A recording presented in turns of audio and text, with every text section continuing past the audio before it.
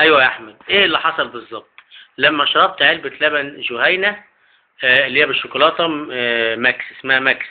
ايه اللي حصل معاك بالظبط؟ انا بابا اشترى العلبة دي من السوبر ماركت عندنا. وده طعمه وحش جدا. وكان طعمه وحش، وماما راح يرجعها عند السوبر ماركت لقى كذا علبة بايظة. كويس. فأنا بنصح عند كل اللي يشتري علبة جهينة يمكن العلبة الجديدة دي إنه يدوها الأول إنه ممكن تكون مسممة. وانصح شركة الجهينة إنها تعلم كل المنتجات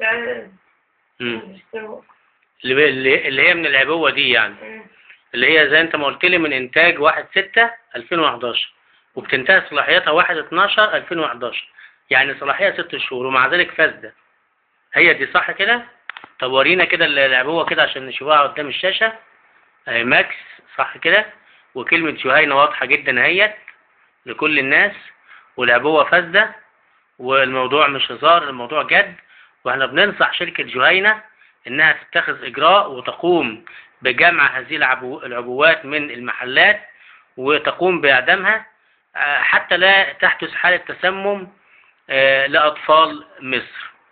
والعبوة ما زالت موجودة في السوق، وبالمصادفة احنا قابلنا تاجر توزيع يعني بسيارة قال ده انا لسه بنزل منها للمحلات. فاحنا بننصحكم باتخاذ اجراء ضد هذه العبوة. باينة جدا في الصورة، واحمد طاهر من كفر الدوار شرب منها وهو طبعا مريض وبيعتمد اعتماد كلي على هذا اللبن بالشوكولاتة اللي بيحبه، ولكن طبعا وجد ان العبوة فاسدة.